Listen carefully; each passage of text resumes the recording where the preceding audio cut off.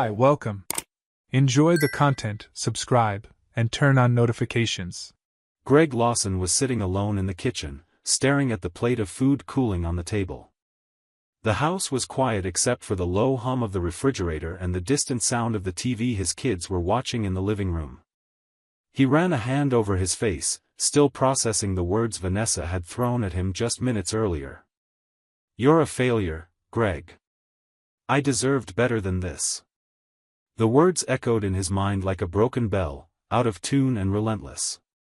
He never imagined hearing something like that from the woman he'd shared 17 years of marriage with, 2 kids, and countless promises to stick together through good times and bad.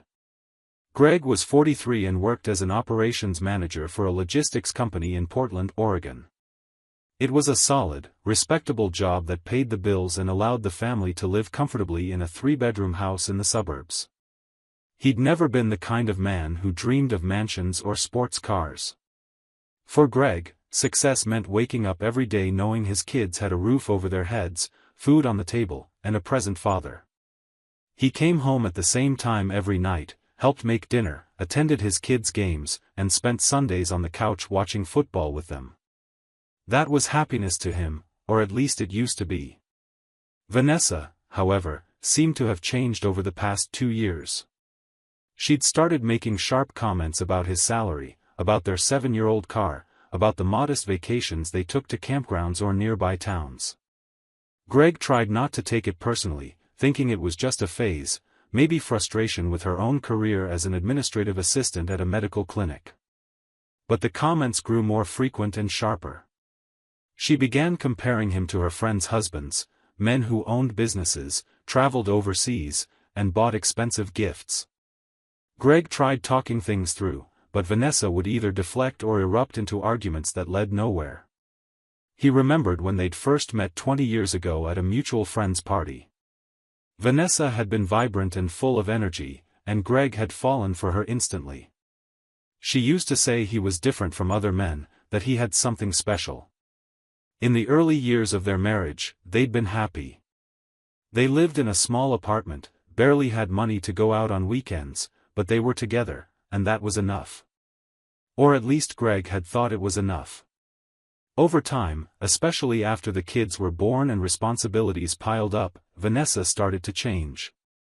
She began noticing what others had, constantly comparing herself to other women, wondering why their life wasn't like the couples she saw on social media. That Friday, though, she'd crossed a line that couldn't be undone. During dinner, Greg mentioned he'd received a small bonus at work and suggested they use the money to fix the leak in the roof that had been getting worse with the recent rains. Vanessa laughed, a bitter, humorless laugh. "It's always the same thing. Always thinking small. You'll never be more than this, Greg." He tried to defend himself, saying he was just being responsible, that the house needed repairs. But she kept going, her voice rising. "I look at you and see a man who gave up. You're a failure. I deserved better than this." Then she stood up, grabbed her purse, and walked out of the room, leaving Greg alone with the kids, who'd overheard everything from the next room. The kids, 16-year-old Benjamin and 14-year-old Lily, came into the kitchen a few minutes later. Benjamin put a hand on his dad's shoulder. "Dad, don't listen to what she said." Greg tried to smile but couldn't. "It's okay, son. It'll be okay." But he knew it wasn't okay. Something had broken that night, something that might never be fixed. In the days that followed, Vanessa spent more time away from home. She said she was going out with friends, especially with Claire, her best friend. Claire was a 40-year-old divorced woman who lived a few blocks away in a spacious house she'd kept after divorcing her ex-husband, a successful lawyer. Greg had always found her friendly and polite, the kind of person who listened carefully and offered sensible advice. He'd never suspected a thing, but something about those days started bothering him. Vanessa was dressing up too much for casual get-togethers, always giving vague excuses about where she was going and when she'd be back. She'd started locking her phone with a passcode, something she'd never done before. When Greg asked where she'd been, Vanessa would snap back, calling him controlling and paranoid. On Monday, Greg tried to have an honest conversation with her. He waited until the kids went to bed and found her in the living room, scrolling through her phone. "Vanessa, we need to talk. I feel like you're distant, like something's changed between us." She didn't even look up from the screen. "Nothing's changed, Greg. You're just being dramatic." He pressed on. "You called me a failure. That's not something you say unless you mean it." Vanessa finally looked at him, her eyes cold. "I just told the truth. If you can't handle it, that's your problem." Then she stood up and went to the bedroom, locking the door behind her. The following Tuesday, Greg left work early. An important meeting had been cancelled last minute, and he decided to go home to enjoy the free afternoon, maybe try again to talk to Vanessa without the pressure of daily routines. As he drove past the street where Claire lived, he saw Vanessa's car parked in front of her house. Greg slowed down but didn't stop. Maybe she really was just visiting her friend, like she always claimed. But something inside him, an intuition he couldn't ignore, made him park across the street a few yards ahead, where he had a clear view of Claire's front door. He turned off the engine and sat there, feeling ridiculous. What was he doing? Spying on his own wife like some character in a bad movie? But he couldn't leave. Something stronger held him there, a need to know the truth, to confirm or dispel the suspicions that had been growing inside him. Greg checked his watch. 2:00. He'd wait 2 hours. If nothing happened, he'd leave and try to forget this absurd afternoon. The 2 hours dragged by, each minute feeling like an eternity. Greg was about to give up, about to turn the key in the ignition and drive away, when the front door of Claire's house opened. Vanessa stepped out, but not alone. A tall man in a perfectly tailored suit and neatly trimmed gray hair walked her to the car. They talked for a few seconds, smiling, and then the man pulled her into a kiss. It wasn't a quick or casual kiss. It was long and intimate, the kind that left no doubt. Greg's stomach churned, nausea rising in his throat. His hands shook as he grabbed his phone and snapped several photos, the zoom capturing every detail of the moment that shattered everything he'd built over the past 17 years. The man got into a luxury car, a silver German sedan that probably cost more than Greg made in 2 years, and drove off. Vanessa waited a few minutes before getting into her own car and heading in a different direction. Greg sat there, hands still trembling, the phone clenched in his fingers. He wanted to scream, punch something, cry. But all he could do was breathe and try to process what he'd just seen. 20 minutes later, he pulled himself together enough to drive home. He came in through the back door and went straight up to the office on the second floor. He needed a moment to think, to decide what to do. Part of him wanted to confront Vanessa right away, throw the photos in her face and demand answers. But another part, the more calculating side, knew he needed to keep a cool head. He emailed the photos to himself and saved them to a flash drive he hid in a secure spot. Evidence. He'd need it. That night, when Vanessa got home around 7, Greg was waiting for her in the kitchen. He'd made dinner, as he always did, but hadn't touched his food. The kids were in the living room doing homework. Vanessa walked in with a forced smile, the kind she used when she wanted to seem normal. "Hey, honey. How was your day?" Greg didn't answer right away. He picked up his phone, unlocked the screen with steady fingers, and tossed it onto the table, the photos glowing on the bright display. "Who is he?" Greg asked, his voice shaking with restrained anger but firm enough to make it clear there was no escape. Vanessa went pale, the color draining from her face as if someone had opened a faucet. For a few seconds, she stood silent, eyes fixed on the images, mouth slightly open. Then, as if she'd found a way out, she lashed out. "You were following me? That's sick, Greg. Don't you trust me? This is an invasion of privacy." Greg laughed, a bitter laugh that came out like a dry bark. "Trust you? You just walked out of your best friend's house after spending 2 hours locked inside with a man you kissed right out in the open for anyone to see. And you want to talk about trust? Privacy? Vanessa tried to grab the phone, but Greg was quicker. He tucked it into his pocket and crossed his arms, waiting. She realized there was no way out, the evidence was undeniable. Her expression shifted from shock to something harder, colder. Fine, she said, her voice sharp. You want the truth? He values me, Greg. He's got ambition. He makes me feel alive. You'll never be more than a mediocre manager at a company that doesn't even know you exist. Each word hit Greg like a punch, but he kept his composure. How long? For months, she replied without hesitation, as if relieved to finally speak. I met him at a party Claire threw. He's nothing like you. He's got plans, dreams, money. He treats me the way I deserve to be treated. Greg shook his head, feeling the weight of her words but also a strange sense of relief.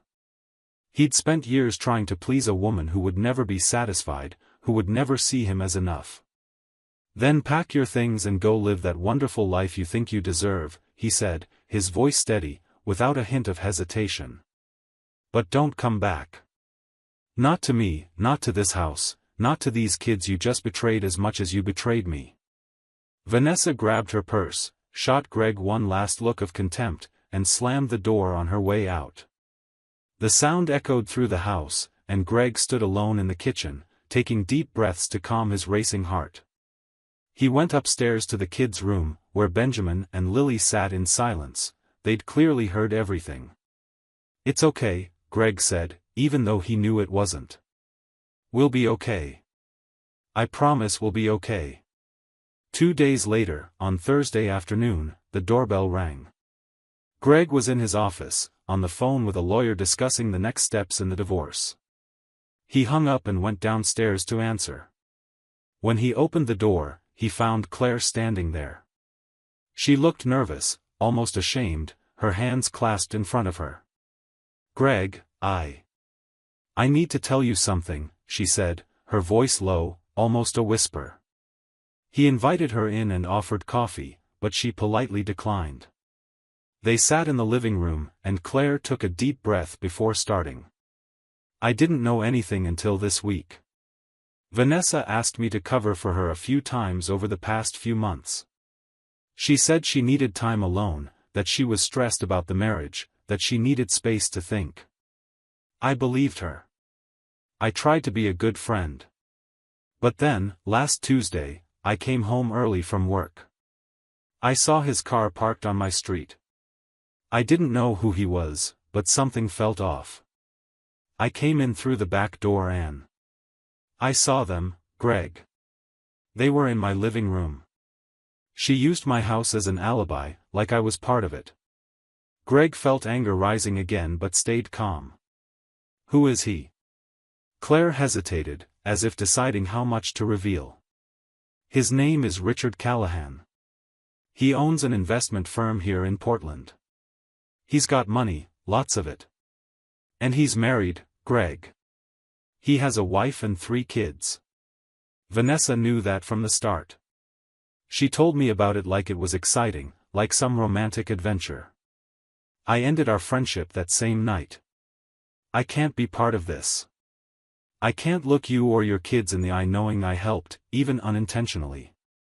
Greg stayed silent, processing the information.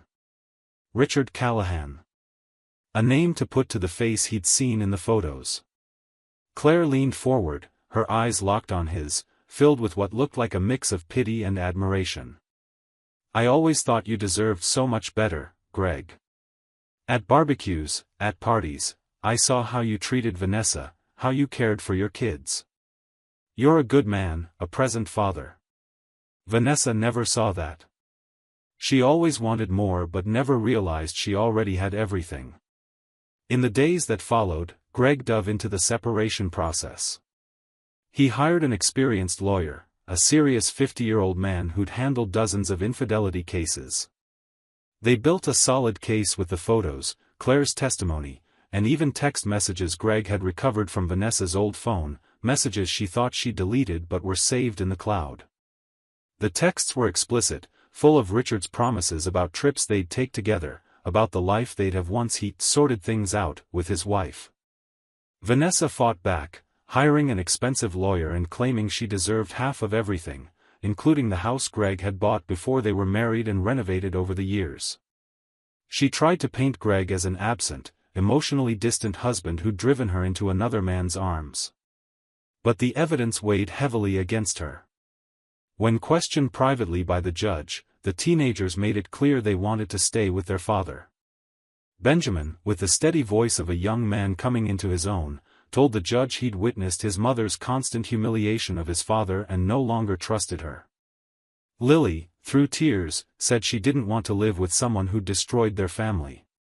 The divorce took 6 months, 6 months of hearings, negotiations, and sleepless nights where Greg lay awake wondering if he'd done something wrong, if he could have prevented it all. But in the end, the ruling came down. Vanessa lost custody of the kids and was limited to supervised visits every other week.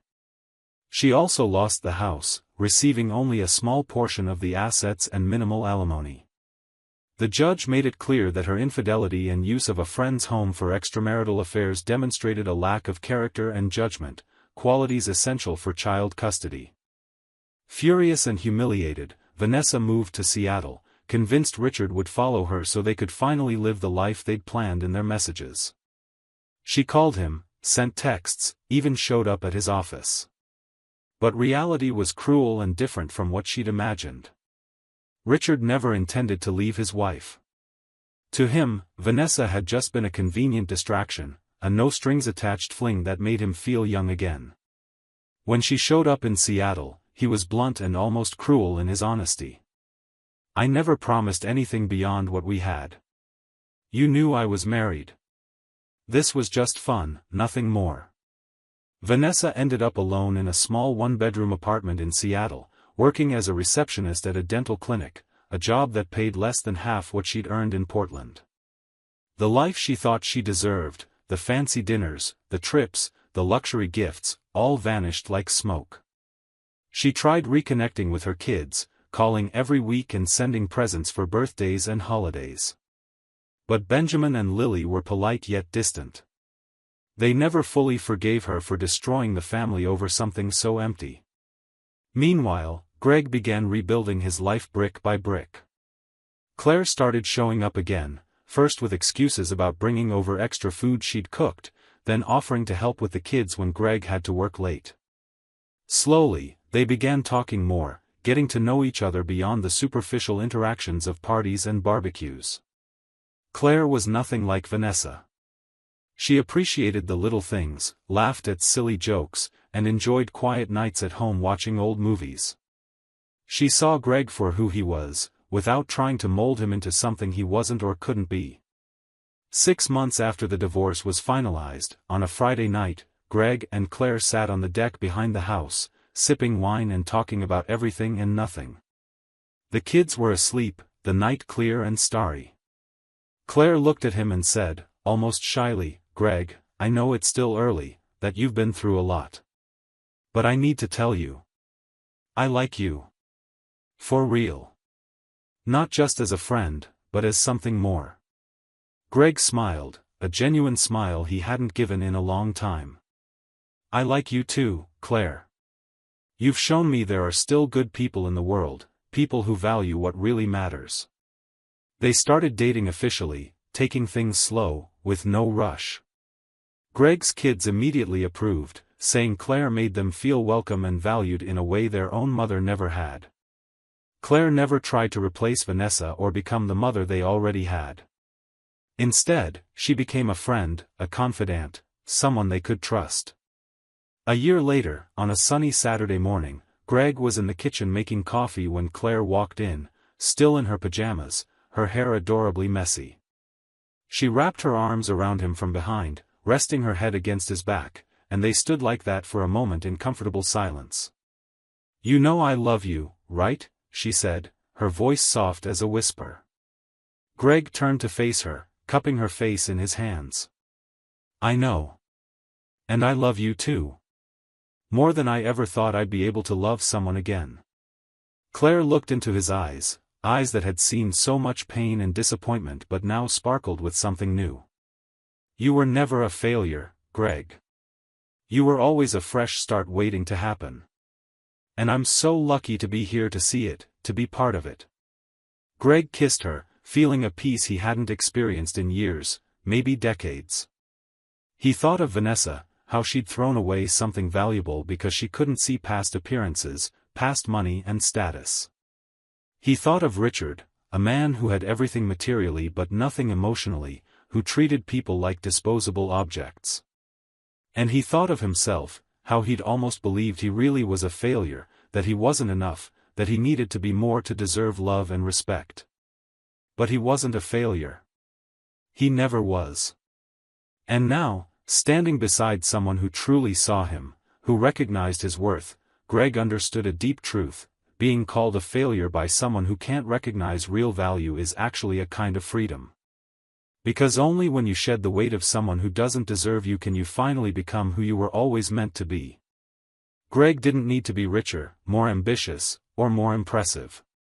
He just needed to be himself, authentic and present. And this time, he was with someone who understood that perfectly. Years passed, and life moved forward in its natural rhythm. Benjamin graduated high school and went to college to study engineering. Lily followed 2 years later, choosing veterinary medicine. Vanessa tried reconnecting with them a few times, especially after realizing her life in Seattle wasn't what she'd imagined. But the kids, though polite, kept their distance. They visited occasionally on holidays more out of obligation than genuine desire. The relationship never returned to what it had been. Trust, once broken in that way, was nearly impossible to rebuild. Vanessa remained alone, working jobs that never satisfied her, living in places that never felt like home. She aged prematurely, the weight of loneliness and regret etching lines on her face that no expensive cream could hide. The life she thought she deserved, the life of luxury and adventure she was sure she'd find with Richard, never came. Because she never understood that what she truly deserved was exactly what she'd thrown away: a good man, a united family, a love that didn't depend on bank balances or imported cars. Greg and Claire married in a small, intimate ceremony 2 years after they started dating. It was in a blooming garden in the spring, with only Greg's kids, a few close friends, and family present. There was no extravagance, no unnecessary luxury. But there was love, laughter, and tears of joy. Benjamin was the best man, and Lily was the maid of honor. When the officiant asked if anyone objected to the marriage, everyone laughed, because everyone there knew this union was right, that it was deserved. They kept living in the same house where Greg had raised his kids, driving the same practical cars, taking the same modest trips to mountain campgrounds or nearby coastal towns. But this time, everything felt different. The walls of the house that once echoed with arguments and heavy silences now resonated with laughter and lively conversation. The car that Vanessa had once been ashamed of was now just a vehicle, carrying no emotional weight. The simple trips she'd once considered mediocre were now adventures filled with precious memories.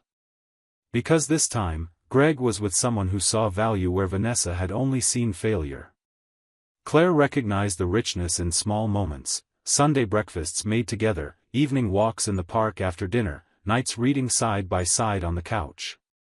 She valued his presence, the way he listened when she spoke, how he cared about the details of her life. To Claire, Greg wasn't a failure. He was a complete, honorable man, the kind she'd searched for her whole life without even knowing it. Years later, when Greg was in his 50s, sitting on the same deck where he'd shared wine with Claire on that pivotal night, he looked back without anger or bitterness. He felt gratitude for uncovering the truth before more years were wasted, gratitude for finding the courage to move forward when it would have been easier to accept the status quo, gratitude for meeting someone who made him realize he'd always been enough, that he never needed to be more than he was. Vanessa had called him a failure that Friday night that changed everything. But it was Claire who called him a fresh start. And in the end, after all the years, all the pain, and all the joy, it was the fresh start that won out. Because life isn't measured by bank account size or the brand of car in the driveway. It's measured by moments of truth, by the people who stay when everything falls apart, by love that needs no justification or explanation.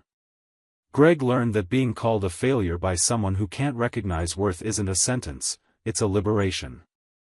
And true fresh starts don't come from grand gestures or radical changes, but from small, brave choices, the choice to get back up after falling, the choice to believe you deserve more, the choice to open your heart again even after it's been broken.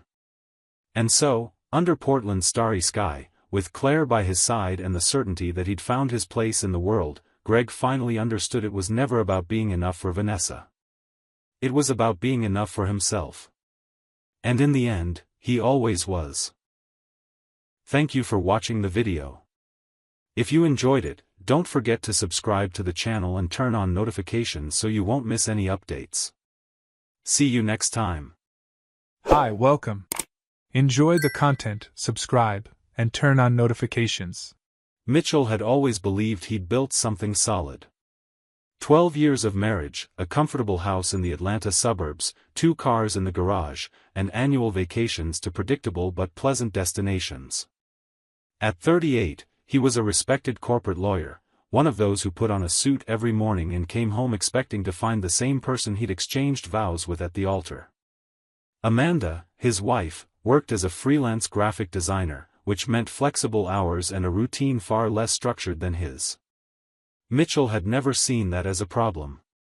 In fact, he admired her creative freedom, the way she could turn abstract ideas into striking visual projects. They had a good life, or at least that's what he thought until that Saturday morning. Sunlight streamed through the kitchen window as Mitchell made coffee. Amanda sat at the table, absently scrolling through her phone, a steaming cup of green tea in front of her. She wore an old t-shirt, her hair pulled into a messy bun. Mitchell poured his coffee, sat across from her, and mentioned weekend plans, maybe dinner out or a movie at the new theater that had opened in town. Amanda looked at him for a moment, and there was something different in her gaze. Something distant. "Mitchell, I want a fresh start," she said, so casually he almost didn't process the words. He laughed, thinking she meant redecorating the house or maybe a career change. "Sure, we can plan something different," he replied, still smiling. "Want to travel? Rearrange your office? What do you have in mind?" Amanda slowly shook her head, her eyes still locked on his. "No, Mitchell. I need real freedom." The words hung in the air, heavy as lead. Mitchell felt his smile fade. He tried to make sense of what she meant, but Amanda was already getting up, taking her cup to the sink. "That's all," she said without looking back. "Just thinking out loud." She left the kitchen before he could ask another question, and Mitchell stayed seated, a strange feeling growing in his chest. Something was wrong. Very wrong. The rest of the morning passed in an uncomfortable haze. Amanda showered, dressed with more care than usual for a Saturday, and announced she was meeting a friend. Mitchell asked which friend, and she answered, Sarah, with a casualness that sounded too rehearsed. He didn't know any close friend of hers named Sarah, but he'd never been the type of husband to interrogate his wife about every outing. Trust had always been the foundation of their relationship, or so he'd believed.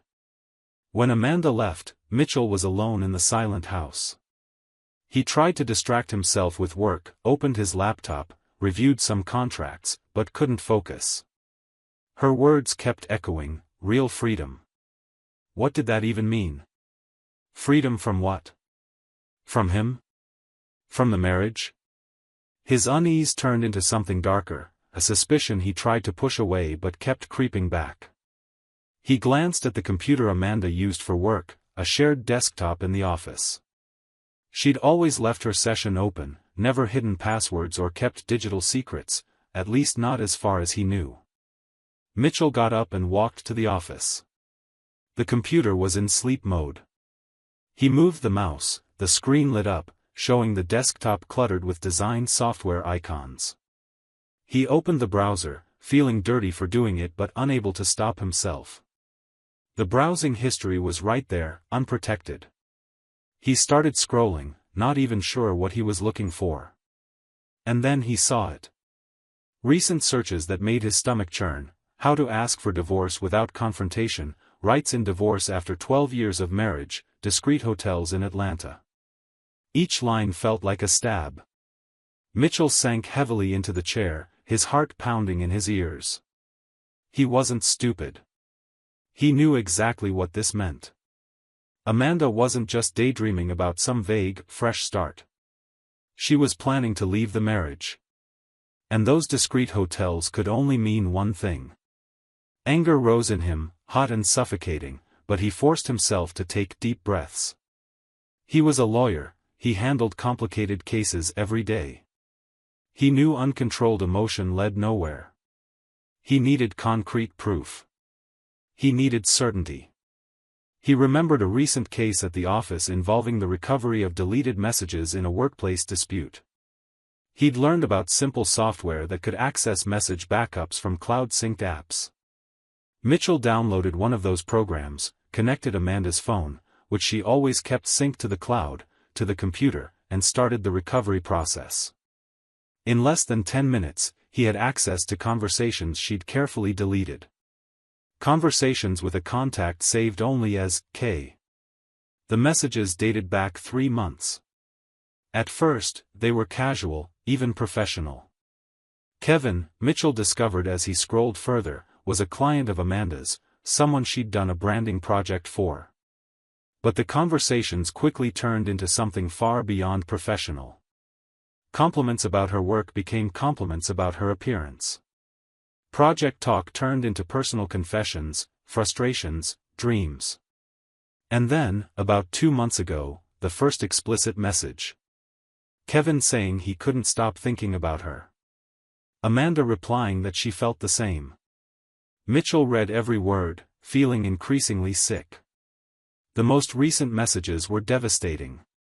Secret meetings at a loft downtown. Declarations of love. Amanda saying her marriage to Mitchell was just a formality that would soon end, and that she was tired of living a life she no longer chose. Kevin replied that once she got rid of the weight of marriage, they could finally start fresh. There were even concrete plans. Amanda mentioned talking to a lawyer to make sure she'd walk away from the divorce with a fair share of the assets. Kevin suggested she ask for alimony, since Mitchell earned well. Something inside Mitchell broke. It wasn't just the betrayal, it was the coldness, the calculation, the way she'd planned every step while pretending everything was normal beside him. He printed everything. Every conversation, every message, every piece of evidence. Then he noted the address that appeared in the messages, the downtown loft. Without hesitation, he grabbed his car keys and left. Atlanta traffic on a Saturday afternoon was chaotic, but Mitchell barely noticed. His mind was focused, almost clinically detached. He found the building easily, a sleek, modern loft-style apartment complex, the kind young professionals loved. Mitchell parked, went up to the indicated floor, and knocked on the door. A man answered, younger than Mitchell expected, maybe 32 or 33, clean-cut, neatly shaved, wearing jeans and a casual shirt. Kevin. His expression shifted from curiosity to confusion when he saw Mitchell. "Can I help you?" Kevin asked, trying to sound polite but clearly uneasy. "I'm Amanda's husband," Mitchell said, his voice too calm, too cold. "And I came to give you something." He held out a thick envelope. Kevin stared at it like it was a bomb. "Look, I don't know what you're talking about. This envelope contains printed copies of every conversation between you and my wife over the past 3 months. Every message. Every photo. Every plan you two made." Mitchell kept his tone neutral, almost professional. "Did she also tell you about the credit card debts in my name? Or that the fresh start she wants is funded by my money while you play the hero?" Kevin went pale. He took the envelope with trembling hands, opened it, and quickly flipped through the pages. Mitchell watched the exact moment reality hit him. I didn't know. Of course you didn't. She's good at hiding things. But now you do. Mitchell stepped back. Do whatever you want with that information. My part is done. He turned and walked away, ignoring Kevin calling after him. In the elevator, Mitchell finally let himself feel it. His hands shook, his breathing was uneven, but there was also a strange sense of control. He'd turned the tables. Now it was time for the final act. When he got home, Amanda still hadn't returned. Mitchell moved quickly. He went to their bedroom and started sorting through her clothes and personal items. He filled 2 large suitcases with everything clearly hers: cosmetics, clothes, shoes, books, everything. He placed the suitcases by the front door, clearly visible. Then he went to the living room, gathered all the printed evidence of the affair, and arranged it neatly on the coffee table. He sat on the couch and waited. Amanda arrived around 6 that evening. Mitchell heard her key turn in the lock, her footsteps in the hallway. "Mitchell? You home?" she called, her familiar voice now sounding utterly false to him. She appeared in the living room doorway and froze at the sight of the suitcases. Her eyes darted from the bags to Mitchell, then to the papers spread across the table. What is this?" she asked, but her voice trembled, betraying that she already knew. "Sit down," Mitchell said, pointing to the armchair across from him. Amanda didn't move. "Sit down, Amanda." She obeyed slowly, her eyes fixed on the documents. Mitchell picked up the first set and placed it in front of her. "This is the browsing history from our computer. I see you've been researching divorce. Discreet hotels. Interesting." He picked up another stack. "These are the recovered messages between you and Kevin. 3 months of lies, secret meetings, and plans to abandon me in the most financially profitable way possible for you." Amanda's face lost all color. "Mitchell, I can explain." "No," he cut her off, his voice still unnervingly calm. "You can't. There's no explanation that justifies what you did. No excuse for planning to betray me financially while you were already betraying me emotionally and physically. It was a mistake," she whispered, tears starting to fall. "I was confused, feeling lost." "You were confused for 3 months? All those meetings, all those messages telling him you loved him while planning your exit, that was confusion?" Mitchell shook his head. "Don't try to manipulate me, Amanda. I read everything. I saw how you talked about him, how you talked about me. There's no confusion here. There's choice. And you chose." Amanda tried to speak, but he continued. "By the way, I visited Kevin today. I gave him a copy of everything. I thought he deserved to know exactly who the woman was he was risking being an accomplice to adultery for." Amanda's eyes widened. "You did what?" "I handed him the evidence. Told him about the debts you hid from him. About how you planned to use my money to fund your new life together. I don't think he was too happy to learn he was just a pawn in a much bigger game." Mitchell stood up. "I've already filed for divorce. As a lawyer, I know exactly how to protect my assets when there's proven adultery. You won't see a cent beyond what the law requires, and I can assure you, it's not much."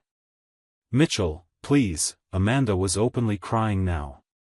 "We can talk, try to work this out." "Work it out?" He laughed, but it was a humorless sound.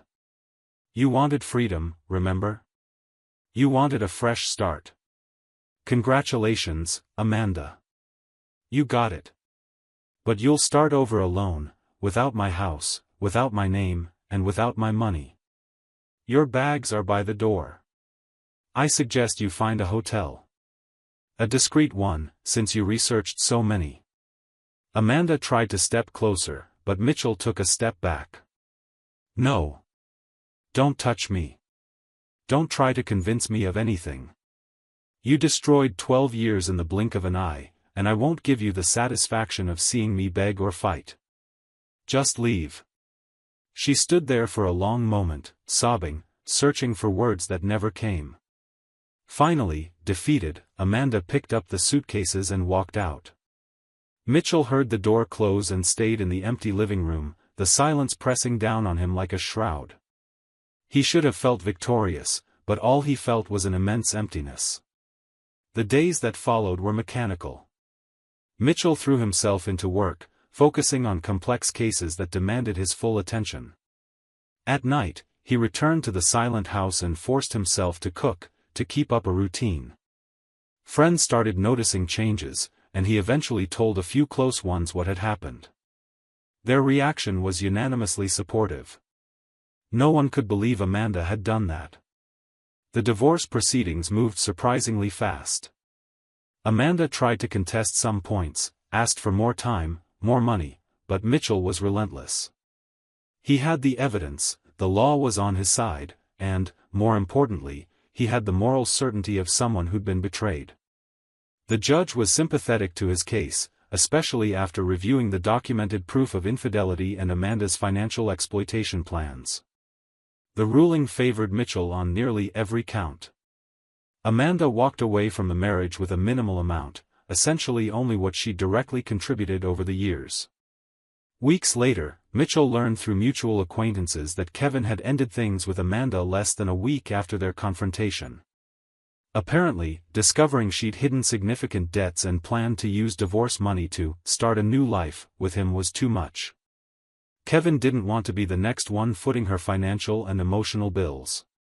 Amanda was left alone, living in a small apartment across town, taking on increasingly scarce freelance projects as the story of her betrayal spread through her professional circles. Mitchell, meanwhile, began rediscovering who he was outside of marriage. He returned to the gym he'd abandoned years earlier, picked up old hobbies like playing guitar and reading without guilt. He reconnected with college friends he'd drifted from over time. Slowly, the house stopped being a mausoleum of bad memories and became his space, reorganized the way he'd always wanted but never suggested because Amanda preferred it differently. 6 months after the divorce, Mitchell looked visibly different, leaner, stronger, with a renewed energy that people around him noticed. He wasn't looking for anyone, wasn't trying to fill the void with another relationship. He was simply living. A coworker, Sarah, started chatting with him more often. Casual lunches turned into occasional dinners. Mitchell didn't force anything, he let it unfold naturally, and discovered there was life after betrayal, a life perhaps even better, more honest, more authentic. One night, while having dinner with Sarah at a cozy restaurant, his phone buzzed. It was a message from an unknown number, but he recognized the tone immediately. Amanda. Mitchell, I know you probably don't want to talk to me, but I need to tell you I'm truly sorry. Really sorry. I ruined everything. I was lost and made terrible choices. You deserved so much better. I hope one day you can forgive me. I hope you're doing well. Mitchell read the message twice. He felt a twinge, maybe pity, maybe one last spark of anger. But then he looked at Sarah across the table, smiling as she told a funny work story, and realized it didn't matter anymore. Forgiveness wasn't something he needed to give to move on. He'd already moved on. Mitchell blocked the number without replying and put his phone back in his pocket. Sarah asked if everything was okay, and he smiled, genuinely. Yeah. Everything's great. And it was. Because the real fresh start wasn't the one Amanda had planned. It was the one Mitchell had built alone, with dignity, self-respect, and the certainty he'd never again let someone treat him as disposable. He'd lost a marriage, but found himself. And in the end, that was the victory that truly mattered. Months turned into a year. Mitchell thrived at work and was promoted to junior partner at the law firm. His relationship with Sarah grew into something serious, but built on entirely different foundations. There was honesty, open communication, mutual respect, things he'd thought he had with Amanda but now realized had never truly existed. Amanda, on the other hand, continued her downward spiral. Without the financial stability her marriage to Mitchell had provided, without the professional network she'd built through him, she struggled to maintain her career. The small apartment, mounting bills, loneliness. She reached out to him a few times through mutual friends, always with messages of regret and pleas for a second chance. Mitchell never responded. One day, nearly 18 months after the divorce, Mitchell was at the grocery store when he saw Amanda across the aisle. She looked tired, older, with a defeated expression he'd never seen before. For a moment, their eyes met. She took a step toward him, her mouth opening as if to say something. Mitchell simply gave a polite nod, turned his cart, and walked in another direction. There was no anger, no hurt, nothing. Just indifference. And in that moment, he knew he was truly free. The last time he thought of Amanda was a few months later, when he and Sarah were planning a trip to Europe. They were in the living room, now completely redecorated, looking at maps and debating itineraries. Sarah mentioned something about Paris being the city of love, and Mitchell laughed. "I think real love doesn't need Paris. It happens right here, in everyday life, in the little things." Sarah smiled and kissed him, and in that moment Mitchell realized the fresh start Amanda had talked so much about was never about her or some cheap affair with a stranger. It was about him learning to value himself, refusing to accept crumbs of affection disguised as love, and finding the courage to begin again even when the ground had collapsed beneath his feet. And he'd done it, not just survived, but flourished. Thank you for watching the video. If you enjoyed it, don't forget to subscribe to the channel and turn on notifications so you won't miss any updates. See you next time. Hi, welcome. Enjoy the content, subscribe, and turn on notifications. Andrew had built a life that seemed solid with Jessica, his wife of 12 years. He worked as a civil engineer at a respected firm in Denver, while she ran a women's clothing boutique downtown.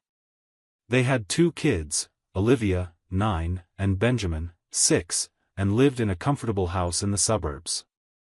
Their routine was predictable, almost monotonous, but Andrew had always believed that stability was the foundation of a happy marriage. He was a principled man, devoted to his family, who left for work early each morning and came home every night expecting the comfort of home. Jessica, on the other hand, had always been vibrant and strong-willed, carving out her place in the local fashion scene through hard work and determination. Her boutique, called Silk and Rose, was her pride and joy, and Andrew had always supported her dreams, even when it meant sacrificing time together. But in recent months, something had changed. Jessica started acting strangely. She left for the store earlier and came home later, and began taking more care with her appearance than she had in years. New dresses, flawless makeup, different perfumes. Andrew noticed everything but tried to push away the dark thoughts creeping into his mind. She'd reply to texts out of his sight, always with a quiet smile she never shared with him. She'd laugh to herself while looking at her screen, and when Andrew asked who it was, her answer was always vague, "Oh, just a customer," or something about the store. He sensed something was off but didn't want to be the kind of suspicious, paranoid husband who destroys a marriage over unfounded insecurities. Until the signs became impossible to ignore. Andrew started noticing that Jessica came home with messy hair and her blouse crooked, always ready with an excuse about having had a hectic day. She stopped asking about his work, about the projects she used to find fascinating.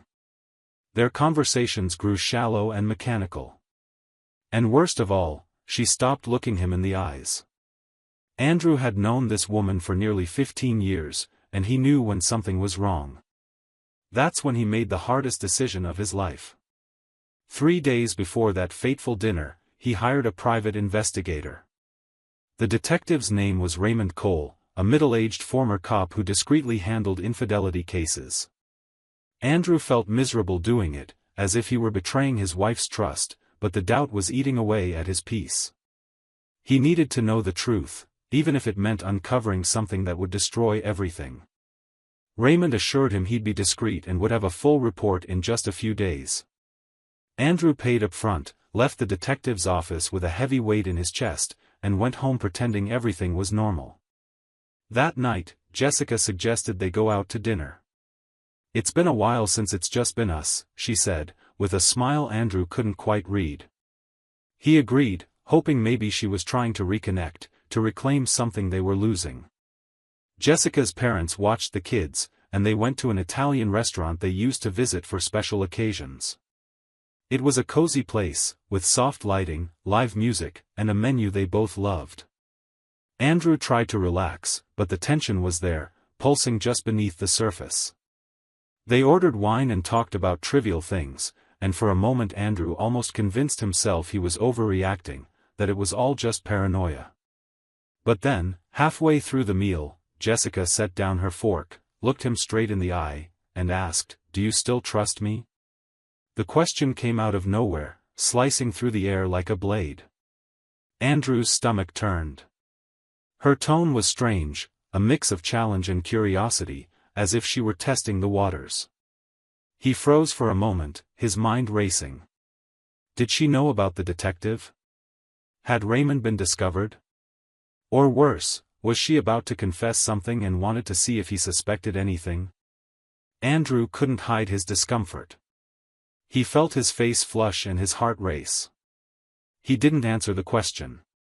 Instead, he simply called the waiter, asked for the check, paid in silence, and walked out of the restaurant. Jessica sat there, stunned, trying to understand what had just happened. "Andrew, wait. What's wrong? Why are you acting like this?" She tried following him to the parking lot, but he was already in the car, starting the engine. "I need some time," was all he managed to say before driving off. On the drive home, Andrew's mind was a whirlwind of thoughts. He was convinced Jessica had found out about the detective and that her question had been a way to confront him, to back him into a corner. Guilt consumed him. Maybe he'd been wrong. Maybe it was all just a crisis of confidence on his part, and now he'd ruined a dinner and created a terrible atmosphere, all because of his own insecurity. He stayed awake all night, lying in the guest room, avoiding Jessica, who knocked on the door several times asking to talk. He didn't open it. He didn't know what to say. The next 2 days were a silent hell.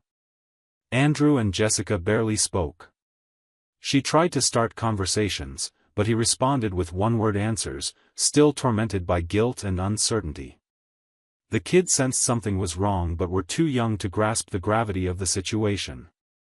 Andrew forced smiles for Olivia and Benjamin, played with them, but inside he was shattered.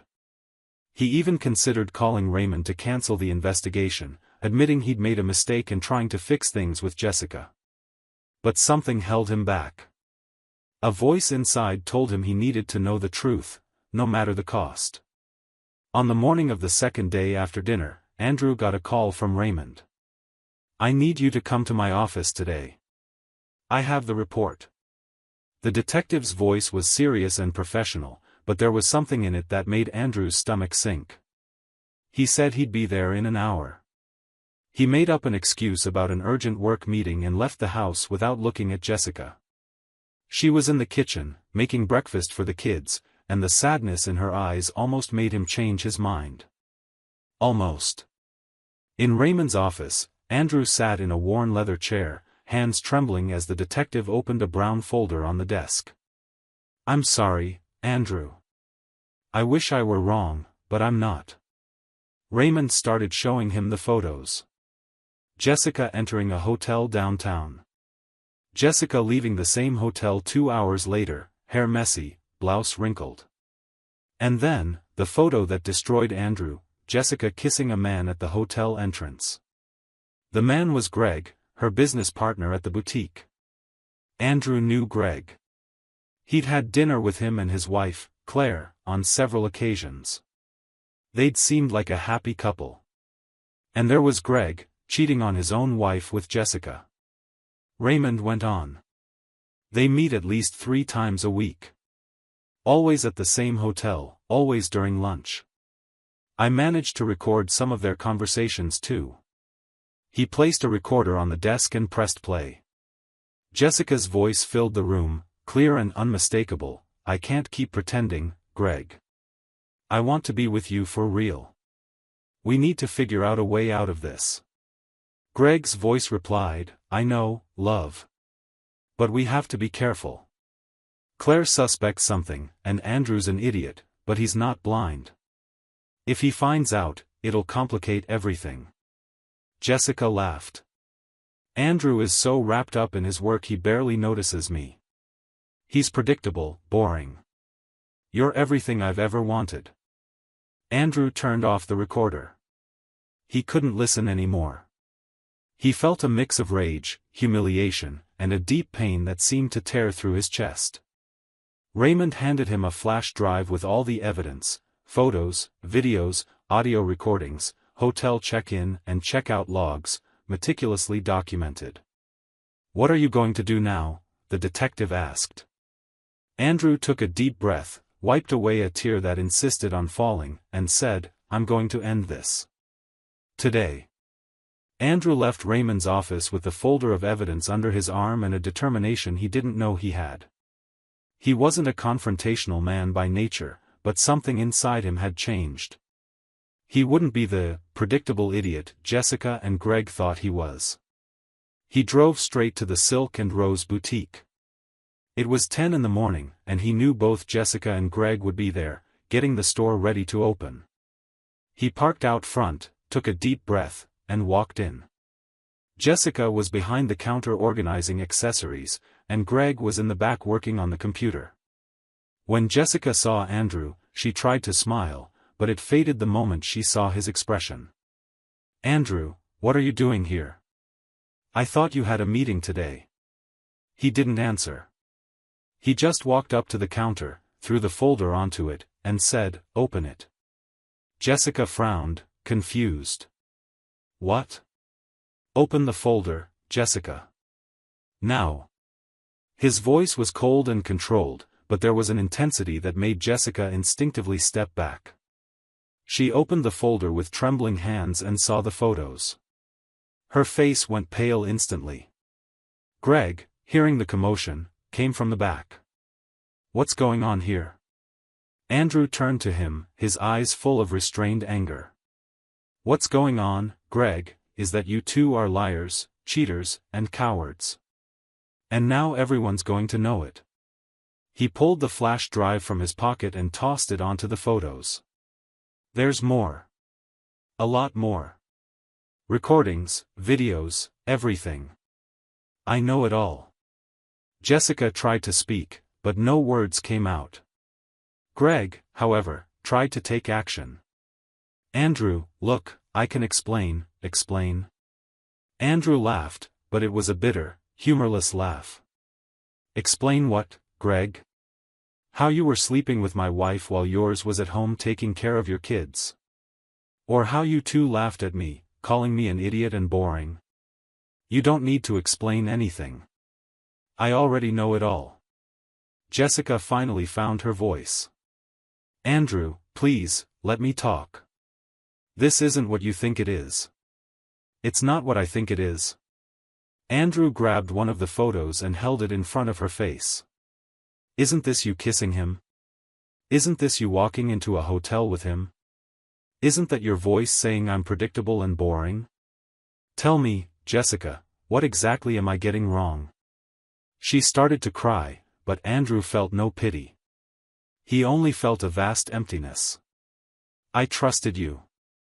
I loved you. I built a life with you. And you threw it all away, why? For him. He pointed at Greg, who was now backed against the wall, unsure what to do.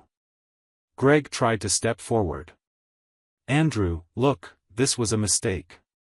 We didn't mean for it to happen, but it did. Things between me and Claire were bad, and Jessica was unhappy too. It just happened. Andrew took a step toward Greg, and the man instinctively flinched back. Don't you dare give me your pathetic excuses. You're both adults. You made choices. And now you'll face the consequences. He pulled out his phone and showed it to them. I've already sent copies of all this to Claire. She's probably getting it right now. I've also sent it to your boutique's top clients and some mutual friends.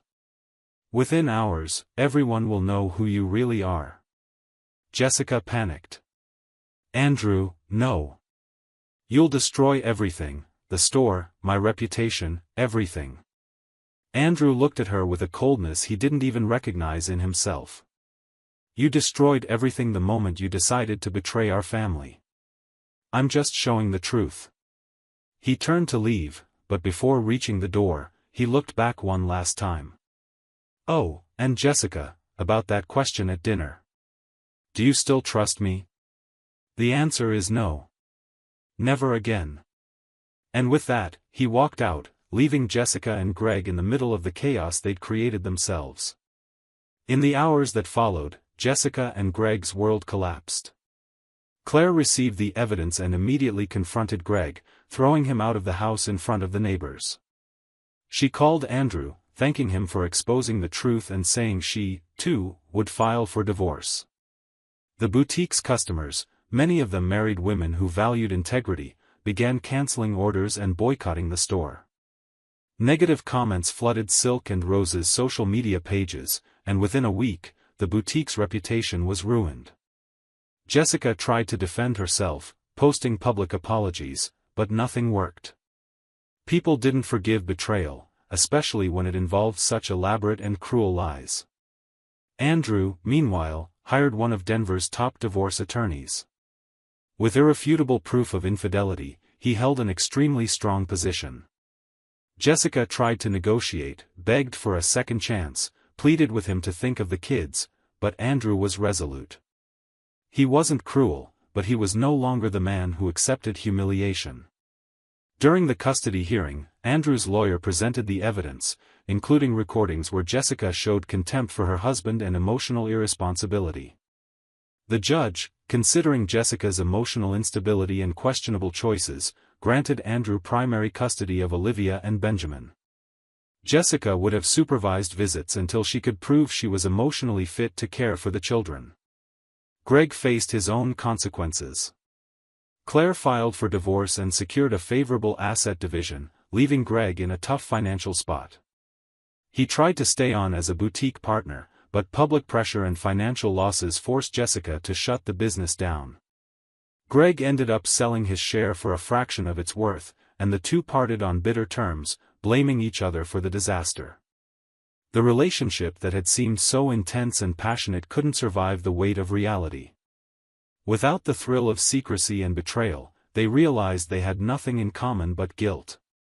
Andrew focused on rebuilding his life.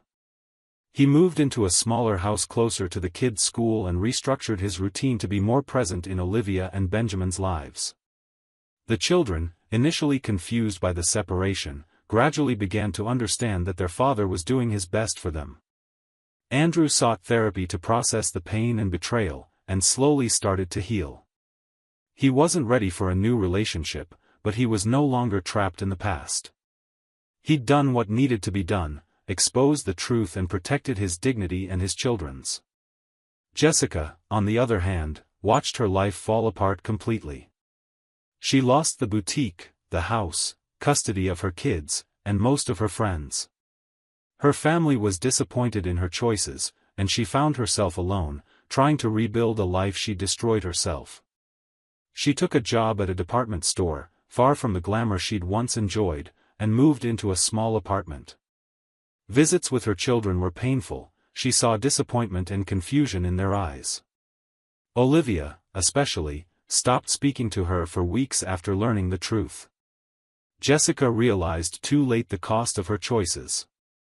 Months later, Andrew was at a parent-teacher meeting at Olivia's school when one of the moms, who knew the story, approached him. "I admire your courage, Andrew. What you did wasn't easy, but it was right. Your kids will thank you for it someday." Andrew smiled, a tired but genuine smile. "I just did what any parent should do. I protected my family." And he believed it. He wasn't happy, not yet, but he was at peace. He'd chosen truth over lies, dignity over humiliation, and courage over cowardice. Jessica, in her lonely apartment, stared at old family photos and wondered how she'd ended up here. She knew the answer but didn't want to admit it. She'd chosen fleeting excitement over lasting commitment, forbidden passion over real love, and now she was paying the price. She tried to reconnect with her kids, sent messages to Andrew asking for more time with them, but he remained firm. The custody agreement would be followed until she proved real change. And real change took time, something Jessica now had plenty of. Andrew and Jessica's story became an example in Denver, a reminder that betrayal has consequences and that trust, once broken, is rarely restored. Andrew never regretted hiring the detective, exposing the truth, or walking out of that restaurant that night. He only regretted not seeing the signs sooner, not giving so much of himself to someone who didn't deserve it. But he'd learned. And he moved on. Because in the end, dignity matters more than any lie, and the truth, no matter how painful, always sets you free. Thank you for watching the video. If you enjoyed it, don't forget to subscribe to the channel and turn on notifications so you won't miss any updates. See you next time. Hi, welcome. Enjoy the content, subscribe, and turn on notifications. Marcus always knew Sandra's success was inevitable. It wasn't a matter of luck or timing, it was simply unavoidable, given the unshakable determination that defined every aspect of her life. She had that kind of all-consuming obsession, the rare and impressive ability to turn vague dreams into real obsession, and then turn that obsession into something tangible, something you could touch, achieve, and celebrate. He deeply admired that about her, especially in the early years of their marriage, when her eyes sparkled with genuine passion and a sincere desire to overcome any obstacle in her path. But over the past 2 years, as Sandra prepared with almost religious dedication for the civil service exam that was supposed to change their lives forever, Marcus learned a bitter, unforgettable lesson that would alter everything. Deep admiration and continuous personal sacrifice are two very, very different things in real human relationships. Their routine had gradually hardened into predictable, exhausting patterns that made each day feel practically identical to the one before. Marcus woke up early, around 6 in the morning, to the vibration of his phone alarm, worked as a commercial manager at a tech company in Chicago, a job that demanded constant professional focus but that he could perform almost mechanically after so many years of repetition, and came home around 7 at night, completely drained from the day, only to find Sandra exactly where he'd left her that morning, seated at the desk in the living room, completely surrounded by thick legal textbooks that took up every available surface, fluorescent yellow and pastel pink highlighter notes covering every margin, coffee mugs she'd forgotten to drink from during hours of studying, and neatly arranged stacks of constitutional summaries spread out like a detailed map of her ever-intensifying intellectual obsession. He cooked dinner every night without exception, usually chicken with sweet potatoes, because Sandra had read in some scientific magazine article that it was healthier for the body and supposedly kept her mind sharp and alert at all times, and ate alone in silence in the kitchen while she whispered constitutional passages to herself endlessly in her study room, testing her memory over and over, reciting legal precedents from memory, repeating Supreme Court rulings until her pronunciation was absolutely flawless and untouchable. He listened to her murmurs as the constant soundtrack to a slow but steady abandonment. On weekends, while other couples visited close friends or took romantic getaways to planned destinations, Sandra attended private lessons with Felipe, a constitutional law professor respected in professional circles for his consistently impressive results. Felipe charged $500 per lesson, a significant amount that Marcus paid without questioning the necessity or cost, and had a well-established reputation for consistently and statistically documented success in helping candidates pass the police delegate exam. Marcus had only met Felipe twice, in brief, superficial encounters that barely lasted a few minutes.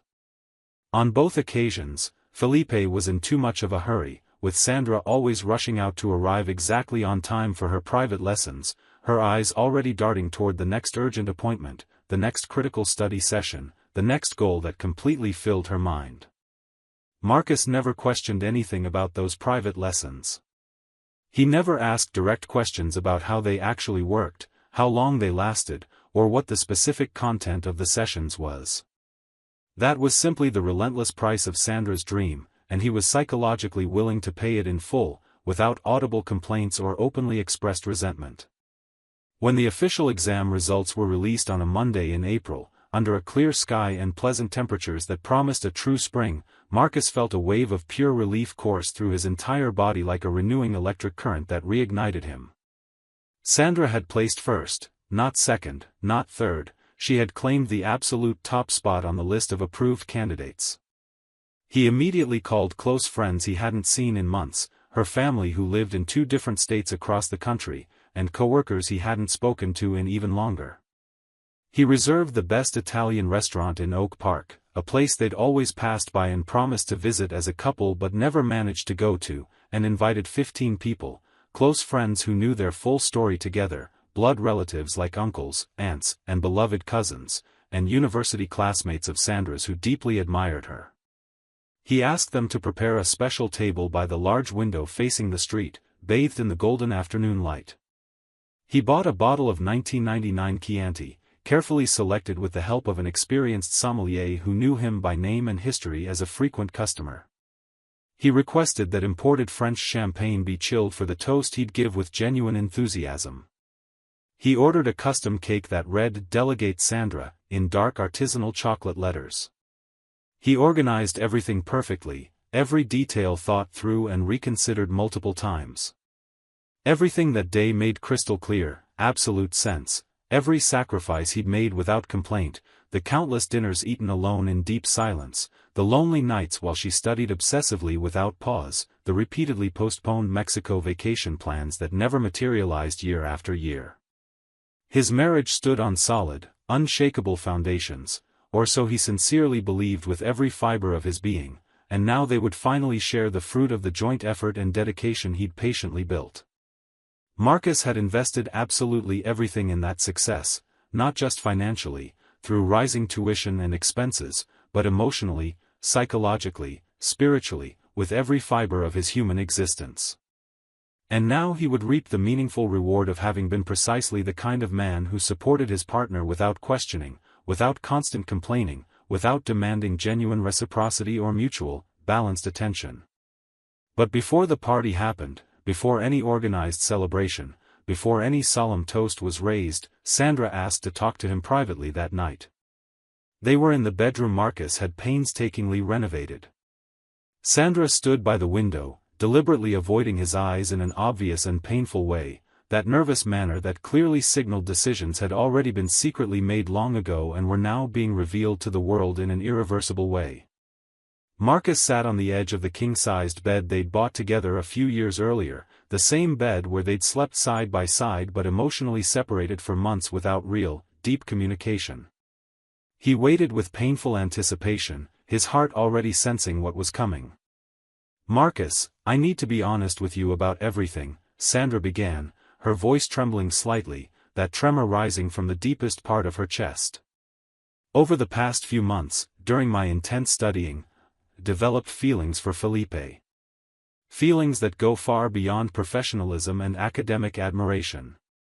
Feelings I can no longer deny to myself or hide from myself." Marcus heard every word clearly, as if submerged in deep, dense water, each syllable arriving distorted but intelligible to his ears. There was something disturbing beyond the words themselves, it was the verb tense she'd deliberately chosen. Developed.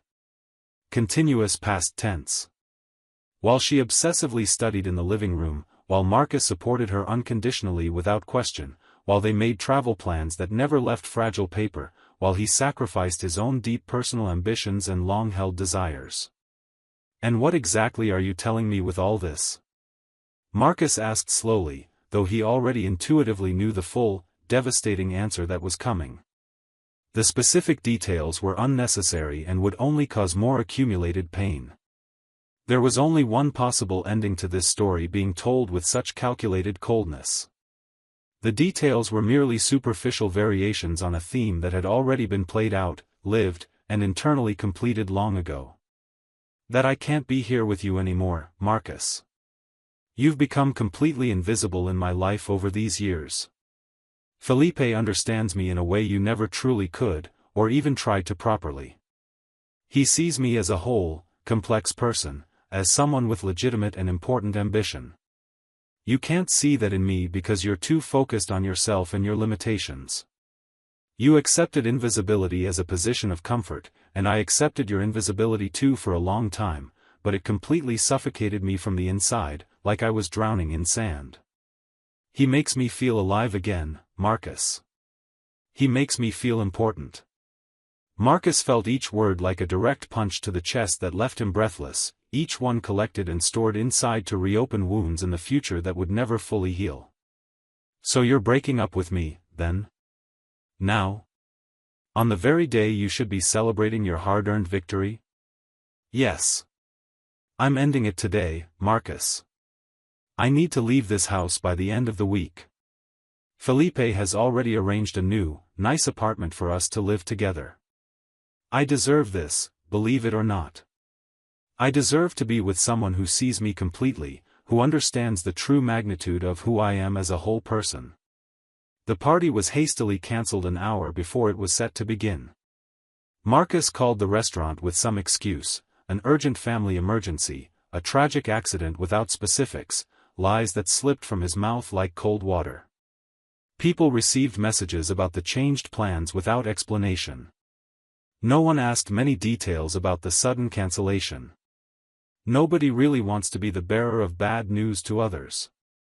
In the days that followed, Sandra moved out of the house with suitcases and boxes that Marcus helped carry to the taxi, an automatic gesture, the reflex of a man trained over 14 years of continuous marriage to care for her, even as she utterly shattered him without mercy. He carried 2 large-wheeled suitcases, a carry-on bag holding her important personal documents, and boxes full of her law books that she'd highlighted with colorful markers during months of intense, dedicated study. He watched her get into an Uber waiting outside with the engine running. He watched the car disappear down the street and turn at the first corner, taking away the life he'd patiently built. Then Marcus did something he'd never done before in his entire adult, working life. He systematically and meticulously investigated someone as deeply as possible. He started simply, almost accidentally in origin, but determined and methodical in careful, deliberate execution. Marcus asked Felipe for his number, to arrange lessons too, now that the marriage was over and he could finally focus on himself and his personal well-being, a convenient lie that Felipe readily accepted with suspicious enthusiasm, sending a WhatsApp number with a thumbs-up emoji that seemed to carry deep, unspoken layers of meaning. With the number in hand, Marcus hired a highly recommended private investigator, something he'd never considered doing in his entire life, but that now seemed essential for his mental survival and psychological sanity. He needed to deeply understand who this man was, the one who'd stolen his ex-wife and his peace, who'd cooked their shared dreams into a bitter dish of brutal rejection and abandonment. What the investigator found wasn't just a simple case of reckless, fleeting romantic infidelity. Felipe Rodriguez had 3 completely different names in verifiable public systems. 3 full names with official, verifiable documentation in government records. In separate registries, in databases across geographically distant cities, Denver, Phoenix, Austin, Miami, there were documented, proven stories of Felipe romantically involved with women in specific, vulnerable situations that repeated with alarming, mathematical precision. Ambitious women in critical periods of transition, women undergoing significant professional change, women obsessively focused on major personal achievements. All described the exact same hypnotic pattern. Felipe appeared as a respected professor or admired intellectual mentor, quickly and deeply built emotional intimacy in an engaging way, then simply vanished when things started getting serious or when the woman stabilized professionally. Marcus found fake social media profiles of Felipe with different phone numbers on each virtual account. He found detailed stories on online forums from women who'd been specific victims of his calculated, cruel manipulation pattern. One had failed an important exam because of the emotional distraction Felipe deliberately caused. Another had fatally erred by telling everyone about the secret relationship and then felt the public humiliation of his sudden, unexplained disappearance. The discovery that hurt Marcus the most was simple, devastating, and irrefutable: Felipe was legally married. Fully married in 2 different states simultaneously, during periods that chronologically overlapped in a way impossible to deny. He had 2 legitimate children he'd never mentioned to Sandra, children who lived with his ex-wife in Phoenix and who sincerely believed their father traveled constantly for work, when in reality, he was seducing women in other cities with stories practically identical to those he'd told their mother. Marcus felt rage burn through his veins like liquid fire consuming everything irreversibly, but there was something deeper than pure anger in that critical moment. It was crystal clear, cold, precise clarity about exactly what needed to be done and how to do it. It wasn't physical revenge, violence was for people lacking intellectual creativity or strategic intelligence. It wasn't direct confrontation with Sandra, what for, when she'd already made her choice consciously and deliberately. It was justice. Simply, well-executed, calculated poetic justice. For 3 weeks, Marcus gathered more information, compiling everything in chronological order with screenshots, digitized documents, and timelines showing the repetitive pattern.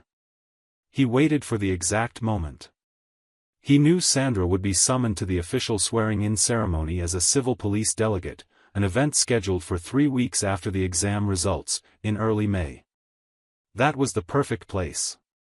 Public. In person. With all the professionally important people in Sandra's life gathered in one location. On that Tuesday afternoon in early May, Marcus went alone to the police station where the ceremony was taking place. He saw Felipe arrive arm-in-arm with Sandra, that calculated smile now displayed for the entire audience and the photographers scanning the hall continuously. Sandra wore a formal black suit that Marcus had bought for her. Felipe circled her possessively. But there was another man there too, someone Marcus had identified through careful, methodical investigation after weeks of researching records, Felipe's ex-husband, whose name appeared on divorce documents dated 7 years earlier. The ex-husband was there because he worked in another division of the civil police, a coincidence Marcus had seized upon. During the cocktail reception following the official ceremony, Marcus discreetly approached Felipe's ex-husband. They spoke briefly and strategically. Marcus didn't make accusations, he simply offered the folder containing organized documents, digitized public records, verified alternate names, photographs of Felipe with different women in different chronological periods, and a detailed, dated summary of Felipe's systematic predatory pattern maintained over an entire decade. The ex-husband read everything slowly, his expression gradually and visibly shifted from initial confusion to penetrating clarity to contained, controlled anger. "He did the same to me," he said simply, his voice low but firm. "I came out of that relationship completely traumatized, truly believing I was the problem in the dynamic. I have kids who think he's absent because he wants to be, not because he's a sophisticated, high-level professional manipulator."